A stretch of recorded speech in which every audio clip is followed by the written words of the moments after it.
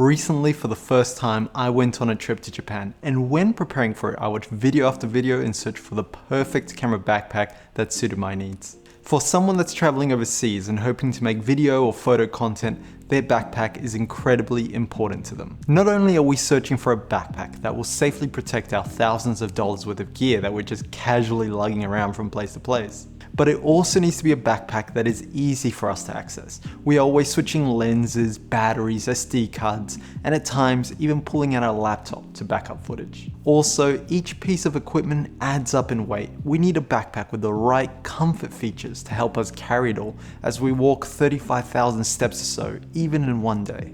And especially for a country like Japan, which is full of people and narrow spaces, we need a backpack that is slim enough so that we can comfortably slip in and out of places without bumping into everyone.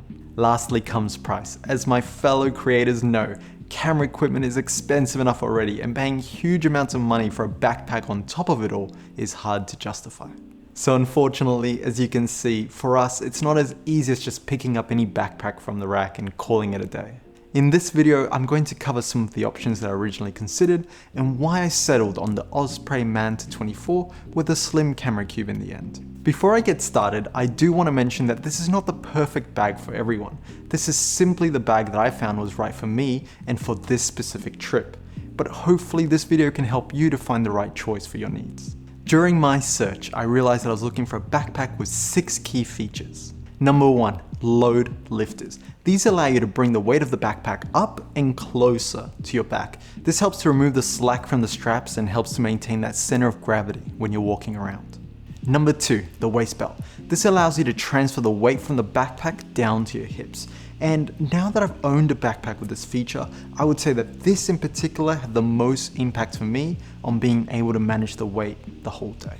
Number 3, quick access. At the moment, I only own prime lenses, and whilst these have excellent quality background blur and low light capability, they cannot zoom in or out at all. So being able to switch out between my 3 focal lengths in order to cover a scene was important to me. Number 4, breathable back. No matter what backpack you use, simply from the heavy amount of weight that you're carrying the whole day and the long walks, you will sweat. But not all backpacks are built the same, and some have a bit more of a breathable back that can help keep you feeling energized and fresh the whole day. Number 5, relatively stealthy. Whilst in this case I was planning for a trip to Japan, which is a really safe country, it's still best to not attract any unwanted attention. The more that a backpack can look slim and like any other backpack that you'd see every day on the street, the better. Number 6, space. It has to have enough space for my camera gear, but also all the other essentials that come with traveling. These include things like my travel documents, a rain jacket, water, snacks, a mini tripod, that sort of thing. With these particular needs in mind, I came across the following backpacks. Number 1, the Think Tank Urban Axis series. What I liked about this backpack is that it was from a reputable camera brand and it did meet most of my needs. But what I did find is that it's quite bulky and thick from the side, expensive, and has limited space for any other travel essentials apart from camera gear. Number 2, the Atlas Athlete backpack. I saw this backpack online and it looked great. I specifically liked how collapsible it got down to depending how much gear that you're carrying on that day. What I also did find though is that it's very difficult to obtain locally in Australia, very expensive, and it requires a specific understanding of the hip belt and torso sizing to make sure that you've got the right fit for you. Number 3, the PGYTECH OneMo backpack. This backpack looks great for camera use. It has a special feature where you can pop in the batteries and check that they're charged or not, but I felt that it would be difficult to store any other non-camera related travel essentials within the backpack. It does have a feature where you can expand the backpack to accommodate for these, but I felt it would make it look even more bulky than what it already is. Number 4, the Shimoda Action Series backpack. I went into a store, I tried this backpack in person and I loved it. It's high quality, plenty of space, could fit my rain jacket without any issues whatsoever. But the one thing that just couldn't cross it over the line for me is the cost. It's too expensive and I couldn't justify it. Number 5, the Tenba Axis Series backpack. This backpack is super popular online and I did find that it did meet most of my needs, though it does look quite bulky from the side and it does feature military inspired molle webbing on the outside of it so that you can put accessories on the sides and on the front, but it does make it stand out a little bit too much for my taste. As I wasn't quite satisfied with any of these choices, I decided to take another approach. Instead, I headed into a hiking backpack store to see if I could find anything that I could make work for my needs. And after unzipping, measuring, and having a peek inside of a lot of bags, I found the Osprey Manta 24.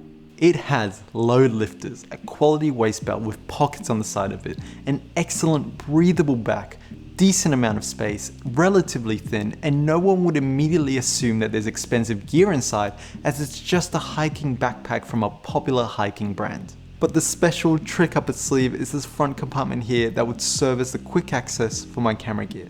Paired with a slim and budget camera cube that I picked up off eBay for around $20 and some additional Velcro foam pads that I had lying around for my old camera bag, I now had a great spot to pop my camera and lenses into. And if you don't have any of these Velcro foam pads, they can be found online for like $3 to $4. As a bit of a bonus, the backpack also comes with a hydration pack, though I personally removed it from the back compartment to make additional space. When I purchased the backpack, it was priced around $230, which was much cheaper than other options on this list, and overall a great price considering the versatility of the backpack, as it can be used for non-camera related expeditions as well. So for around a total of $250, I had put together a backpack which I felt met all of my needs. So now that I've traveled with the backpack across Japan, what do I think? Honestly, top notch. First of all, it came back looking as good as new. Regardless of all the various surfaces that I laid the backpack on along the way, it held up without any damage whatsoever.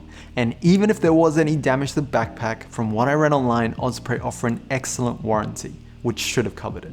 Secondly, the comfort. I never felt any back pain whatsoever. It has an excellent adjustable harness system to ensure that you can really nail the right fit for you. And if you're in doubt, I recommend going to a hiking store and getting them to help you.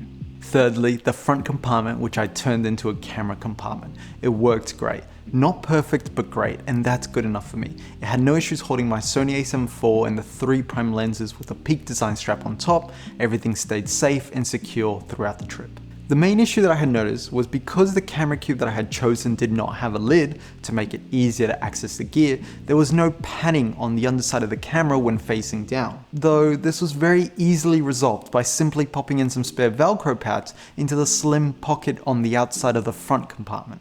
Lastly, the overall space of the backpack. Great, but again, not perfect. It did carry everything that I needed to carry, but it did so very tightly, and I would have preferred a bit more space to not feel like I'm pushing the backpack to its limits. Unfortunately, from what I've seen, when you go up a size in the Osprey Manta series, it no longer includes the side quick access front compartment. Instead, it has a regular backpack compartment on the front of it, and I felt like this would make it more difficult to switch my gear in and out.